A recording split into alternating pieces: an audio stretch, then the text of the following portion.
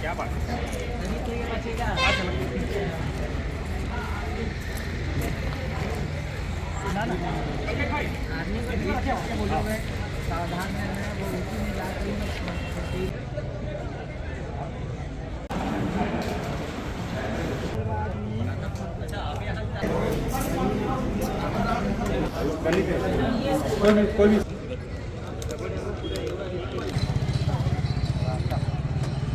केंद्रीकृत परीक्षा के 5वीं और 8वीं के प्रश्न पत्रों का वितरण इस केंद्र से किया गया। 2 दिन में पहले दिन हम लोगों ने व्यवस्थापन किया और दूसरे दिन आज वितरण सफलता और सुव्यवस्थित तरीके से पूर्ण कर दिया है। कितने स्कूल आए थे?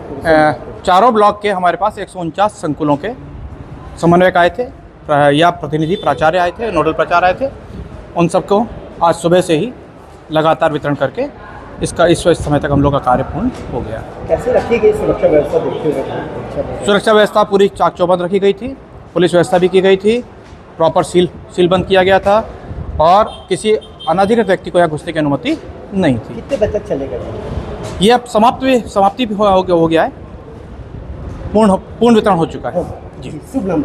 अमिताभ सक्सेना, वितरण सहायक।